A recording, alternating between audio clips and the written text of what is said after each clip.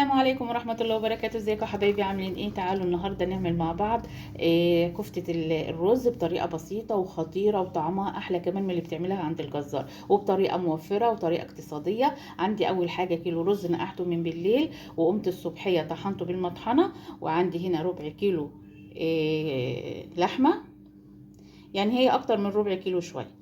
عندي بقى هنا خضرة، عندي هنا قرن فلفل، عندي 3 بصلات، وعندي توم. هضرب بقى البصل مع التوم مع الفلفل مع الخضرة في قلب الخلاط، ونرجع مع بعض نشوف الطريقة ازاي. عندي هنا اول حاجة، عندي هنا معلقة ملح، عندي هنا البهارات، فلفل اسود، بابريكا، بهارات لحمة، وعندي الباقي 7 بهارات كله كده. عندي بقى اللحمة، هدعك بقى كله كده مع بعضه الاول.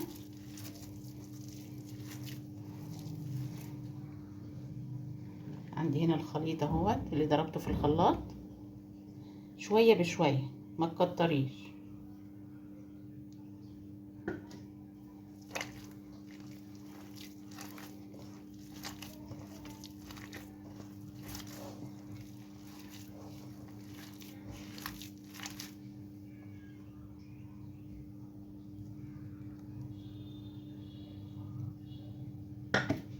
ما تكتريش عشان ما تمرقش معاكي، شويه بشويه كده لغايه ما العجينه بتاعتك تبقى حلوه معاكي.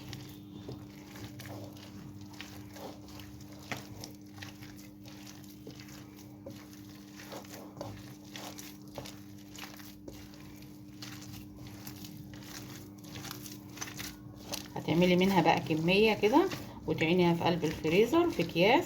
ممكن تقليها وتعينيها، او انت تقليها كده تصبعيها يعني وتقليها وتحطيها مقليه، وممكن تصبعيها وتحطيها كده من غير ما تقليها. وممكن تطلعيها كده بقى ان شاء الله وت ايه وتبقي تقليها ساعتها.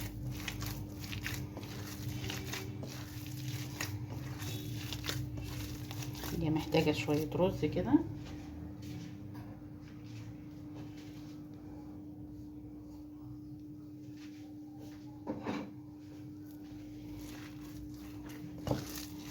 طريقه سهله وبتعمليها على ايديكي، والحاجه نظيفه. مش ممكن تروحي تلاقي المكنه مثلا مش نظيفه بتاعه الجزار، لكن دي بقى عاملاها على ايديكي.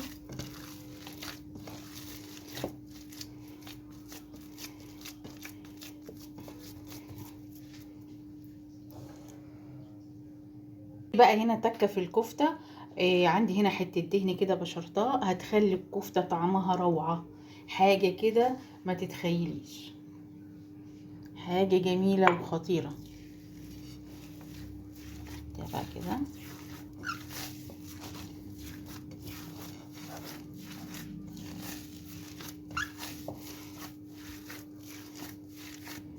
هتديها طعم حلو قوي التكه بتاعت الدهن دي.